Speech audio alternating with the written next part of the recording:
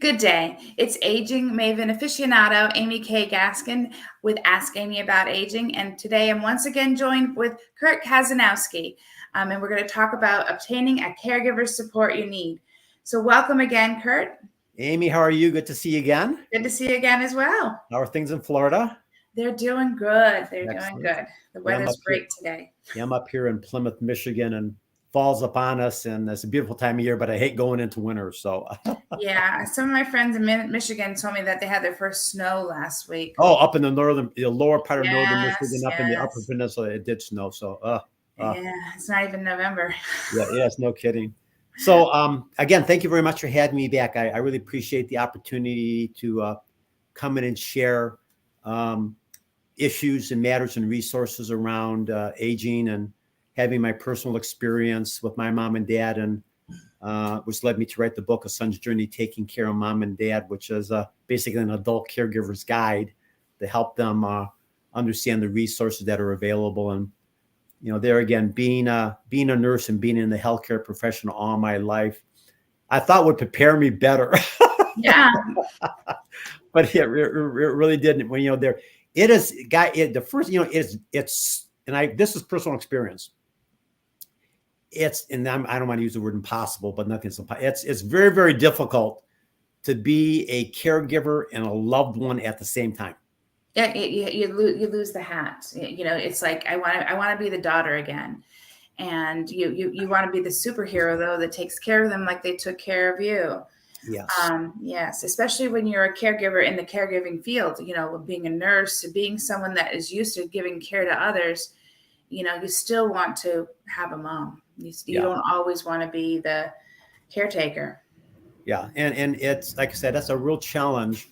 And we had talked about that in some of our other podcasts together, Amy, is just looking at, what are the resources available? How do you sort of deal with that? The whole issue of caregiver burnout, because, it's like I said, juggling, taking care of your own family, let alone a loved one or some aging parents, can be really stressful. And like I said, it's just really hard to be a caregiver and a loved one at the same time. But the major issue being is, and there again, we're just human beings, is you get resentment. Yeah. That builds up because, oh, damn, I got to do this. I'm taking away from that. That's also a sign of caregiver burnout, because yes, it is that resentment. But that's key, folks. So if you're feeling that, you're normal. The issue is what to do about that. Right. Amy, you mentioned in one of our earlier times together, having that collective tribal view of looking at how you have everybody on the same page, that are resources for you in terms of family members, church members, friends, etc., are key. Right. To be able to draw upon. There, and the other thing that I do in addition to being having a hospice consulting company, we work with hospice companies around the country to help them be better hospice companies, is I have a caregiving private duty personal care company called Caregiving Experts. And we get calls all the time from family members that are stressed out. Their loved one has all of a sudden had a turn for the worse, or as we talked about earlier, Amy had a fall. And Fall's a big one. Things start to unravel, or they just are at that point that they recognize their resentment is really getting in the way of them having a healthy relationship with their loved one or family member. And they'll call caregiving experts to have a caregiver come into the home to care for them. So I just want to spend some time talking about that. Absolutely. Because that could be dangerous.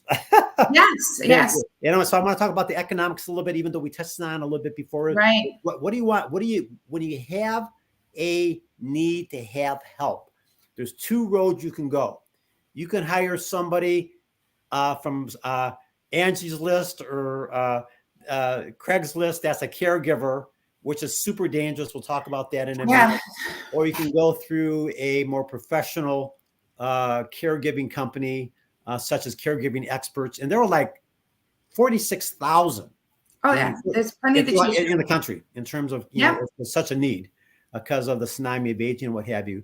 And when you hire folks, and there again, and also why people go with the person to hire off the street is because it's less expensive. Right. And I think that's the better option. But then the person's not licensed, bonded, and insured. You're not licensed, bonded, and insured. There's no recourse. There's horror stories of people that have been stolen compromised from. adult, you have senior abuse occurring, et cetera, because it's brutal. Because again, our rate per generally is $32 to $32 an hour for a Right. caregiver, which is expensive, and we It understand is, that. and it depends on what part of the country you're in. Yep. I think the national average is about 25, but I'm going back a few Yeah, years. yeah, I'm it's going back increased. almost a decade, Yeah. so it's probably a much higher now, but it And also depends on where in the country you are. and it has gone up, and the reason being is the whole COVID piece. Is I have more families today that need our care than I can staff. Yep. I can't find And the caregivers. caregivers are few and far between. It's a And good then one. we have a very rigorous, high standard, so we don't just use a warm body throw into the home type thing. So, Right. folks, as you're considering that, there again, it's so tempting to maybe get a person that's half the rate of a professional company, but there's a Agency, lot of yeah. risk involved with that. If they fall and hurt themselves on your property, you're liable. By the letter of the law, you should be paying Social Security taxes. So there's a lot of things that hang out there that could become an issue for you, as opposed to looking at that personal care private duty company that's professional. And there again, you want to interview a couple of them, guys. Just there's so many out there. You want to sit down, talk about their philosophy of care. They should offer you a complimentary assessment, Right. to looking at the needs of your loved one, as well as just doing a safety check of the home. We do that all the time in our company, is not only sort of sit down and look at what the care plan would look like, but do a Right. safety assessment.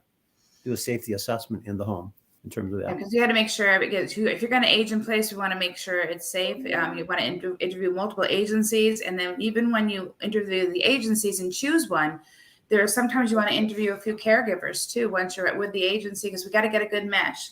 Usually after your initial interview, that you do the interview with, they know who in their staff is going to be best with your loved one and you, but they'll let you interview them too as well, because it might not always be the same person, because somebody Sure. can get sick, especially now with COVID. Somebody could get sick, people go on vacation, and that's another reason to use an agency, because if you hire someone off of Angie's List or off the street, you have no idea what are you No going to backup. do No backup. when they're Yeah. sick. Yeah, there's no Or they backup. don't show up. Yeah, there's no backup. No call, no show. It's terrible. So those are all excellent points, Amy, in terms of that.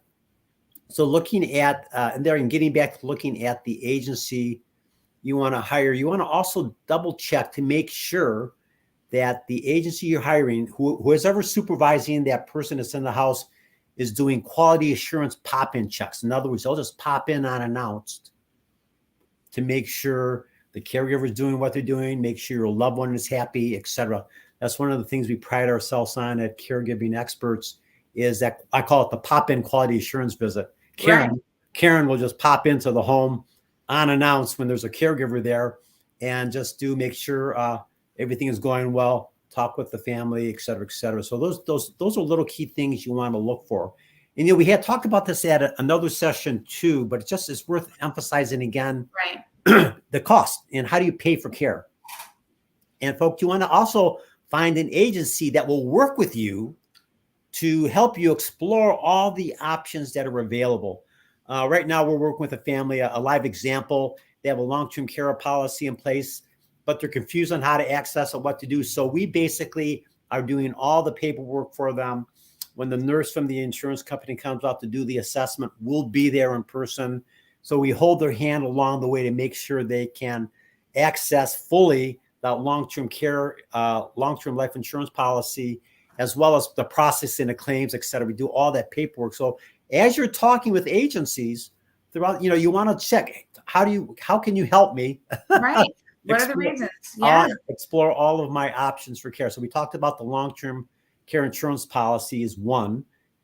Two, as we talked a little bit about, is the Veterans Affairs has and a it's great little known, the aid and attendance, and they have other home care benefits, and yes, there's some agencies that are veteran approved, and all sorts of resources. yes. And if your agency is not giving you the resources you need, might need to be looking for another agency. Yes. So you want to make sure there again, as part of your dialogue, as you interview personal care private duty companies, says, what process can you go through to look at helping me plug into resources that can help me pay? Like I said, Right. long-term insurance policy, Veterans Administration. There's a number, the most popular one, as you mentioned, Amy, is aid and attendance, but there's other programs that could be available. Aging Options, which is a federally funded program, provides a set of resources. In every community, there's a aging council service 1A or 1B. They're basically county provided that can sit down. I don't know if they'll necessarily pay for caregivers, but they have resources you can explore to look at putting your game plan and your playbook into place for caring for mom and dad. And if it does come back to looking at needed to pay for this privately out of accumulated wealth, you'd look at, there again, the reverse mortgage is something that is not tapped into a lot because people don't understand it. So you'd want to ask that personal care company, do you have a resource that can explain to me how a reverse mortgage works? And the pros and cons, because sometimes Yes. if the goal is to stay in the house through the end of life, that's sometimes needed. But if the family's expecting that they're going to get the house back after, it's not necessarily going to be the case. Yeah. So, Well, so there's pros and cons to every plan. Yeah. So you just have to know what you're getting into first, and knowledge is power. No, and that's what I'm saying. So you want to have that home care agency that can plug you into a resource to do exactly what you described, Amy, because I'm not an expert. Right. I just know what's an option, but we want to plug you. Then we have several elder law attorneys that we work with. And guys, that's another resource. Getting back to your, and Amy, I love what you said a couple sessions ago about having that ability. Yeah, is an elder law attorney is a good resource to have at your disposal. They are obviously attorneys that specialize in elder law. They know a ton of resources that are available for you. So that's another great option for you to have. Your care circle should absolutely be included by your, adult children, neighbors, medical professionals, senior living professionals, attorneys, anybody that can help you make a decision, because even if you are an expert in one of those, you're not ever going to be an expert in all of them. Right. So getting back to if you're having to pay for care privately, personally, out of accumulated wealth, you want to access and see the pros and cons. Right. Whether you want to do the reverse mortgage, looking at your pension policies, because pensions programs will allow a certain amount of ability to access certain things. Each pension's a little different. The 401ks are available. Social Security benefits, as you mentioned, I think at an earlier session, Amy. So getting back to the resource that you want to tap into is you want to have that caregiving company be your quarterback to at least be able to plug you into these resources that Amy's talking about. Right. Is they may not be expert, but you want somebody that can help plug you into resources that will help create a more safe, unified, comfortable plan of care for your family, your loved one, or your parents as they age. Yes. Yeah, basically quarterback it, make sure you have everything you need and give you all the tools. You have a coach that helps you through things as well. Yes. So I think, there again is, as we've been talking about, the challenges of being an adult caregiver are tremendous. There are solutions out there. And I think, the podcast that Amy does is great. It has a ton of resources. So put that on your regular list. In addition to my book, there's a lot of other books out there, folks. If you want to buy a book, great. If not, the point being is you get a resource that's going to help you identify how you can be the best caregiver you can be. Amy, I don't have a problem, Amy, if somewhere in your notes you want to give up my personal telephone number. I'll talk to anybody that has a challenge or a solution, no matter where you're at in the country, because I've worked throughout the United States to be able to at least help maybe point you in the right direction. As a nurse, I went to nursing school to help people. This is more sort of my way of giving back to our society and our community as we go through the aging process. So yeah, feel free to do that, Amy. I will absolutely do that. I always encourage people to send me an email at askamyabouaging@gmail.com with any questions. And I always post online. If you email me, I will get you in touch with the right people. And Kurt is definitely going to be one of them. Great. Yeah, well, thanks again for joining me. I look forward to having you again anytime you want to come back. You are a wealth Oh, of thank you very knowledge. much. Thank you very And much. Yeah, I'd like to maybe come back. Maybe you and I can chat offline, look at a really specific topic that would be of value, and we can maybe do something together. I would enjoy that if it would be value to your listeners. Yes. absolutely. Again, this is Aging Maven Aficionado, Amy K. Gaskin, and this is Ask Amy About Aging. And I was joined today with Kurt Kazanowski. We talked about obtaining caregiver support that you need. Again, thanks so much, Kurt, and I look forward to having you again. Take care, folks. Bye-bye.